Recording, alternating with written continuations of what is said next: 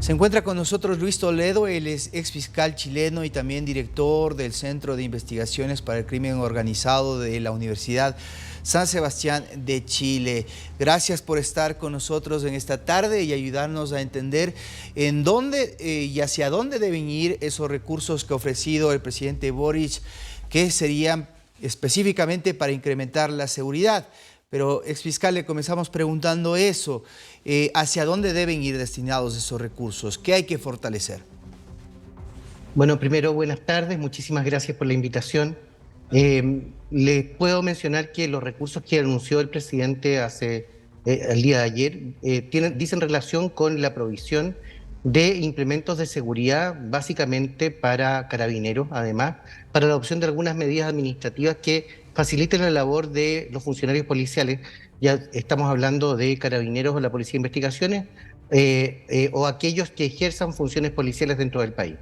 Esto se debe a una reacción, yo diría que tiene el número uno de la opinión pública y del sentimiento público sobre la inseguridad pública y motivado a que además durante los últimos 30 días ha acaecido el homicidio, el asesinato de 3 funcionarios policiales en distintas partes del país ejerciendo sus labores y sus deberes.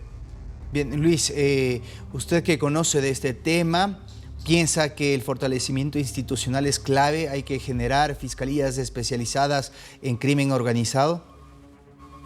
Yo tengo la convicción de que es una de las medidas fundamentales. En Chile no tenemos fiscalías especializadas con competencia nacional como sí lo tiene el Ecuador, por ejemplo, Colombia, España, Italia y otras tantas latitudes que efectivamente cuentan con esa posibilidad, con distintas facultades, pero sí cuentan con esas herramientas. La legislación chilena se está adecuando de a poco a tener mejores y más eficaces herramientas para el combate al crimen organizado. Nos parece que es fundamental, dada la situación migratoria que vive nuestro continente y la violencia que están viviendo nuestras comunidades. Estoy hablando de Colombia, de Ecuador, de Perú y también en Chile y de México, por supuesto, es fomentar y perfeccionar la cooperación internacional. Hoy día en Chile existen numerosos migrantes que no se conoce efectivamente su identidad desde el país de origen. Nos parece que es fundamental fortalecer esa cooperación internacional para los fines de conocer sus antecedentes del país donde provienen. Si bien es cierto, como usted mencionaba, por ejemplo, acá en países como Ecuador hay fiscalías especializadas, per se no significa que los resultados se puedan evidenciar en la lucha de crimen. Lo vemos acá, la cantidad de crímenes que se están cometiendo a diario y el incremento de organizaciones que están afectando directamente a los ecuatorianos. Y en ese sentido le pregunto, ¿cuán importante es poder generar estructuras de inteligencia que compartan información común? Porque acá parece que cada cual jala para su lado. Yo creo que es uno de los defectos que tienen nuestros estados. Nos quedamos con la forma de organización de hace 20 o 30 años y el crimen organizado ha mutado de una manera ostensible, de una manera que nos ha sorprendido a todos, sobre todo por la violencia de estos últimos años. Yo diría que efectivamente se requiere unificar los datos dentro de América Latina, porque ahí es necesario conocer lo que está pasando en uno y en otro país. Nosotros levantamos un observatorio de narcotráfico hace algunos años atrás, nos ha servido para ir monitoreando un poco el tema de la violencia y el transitar de los cárteles de droga dentro de América Latina, pero creo que es necesario fomentar la cooperación internacional, particularmente con la incorporación de datos regionales, porque estamos hablando de organizaciones criminales que son transnacionales. Lo que está pasando en Ecuador con las cárceles, por ejemplo, también es muy probable que esté pasando o que próximamente pase en Perú o en Chile.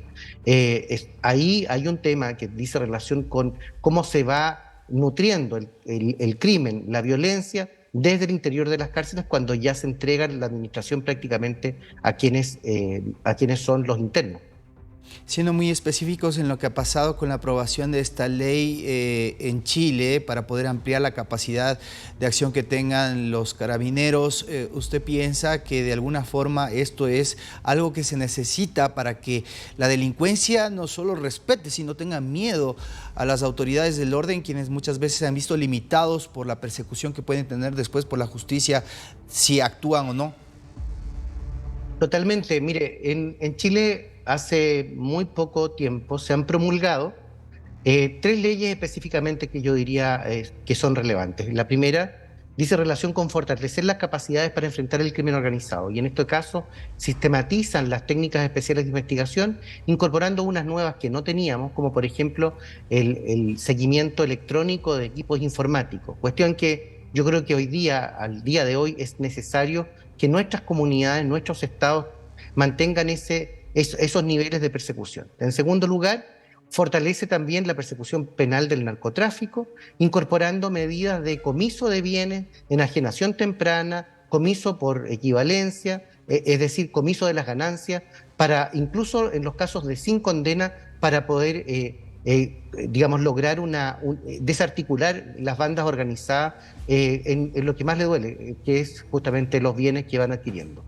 Parte de esas ganancias está instaurado en las leyes que todavía no terminan toda su tramitación, que puedan pasar también a los órganos de persecución. Nosotros en Chile no teníamos la posibilidad de nutrir a la policía o a la propia fiscalía con el comiso de las especies que se lograba dentro de la persecución penal.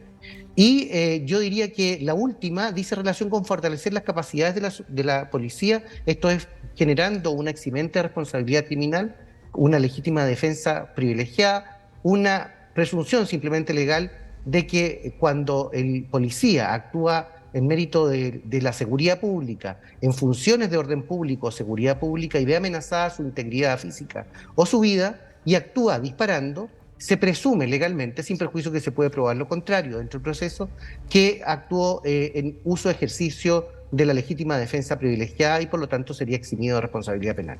Pero yo creo que todas estas medidas son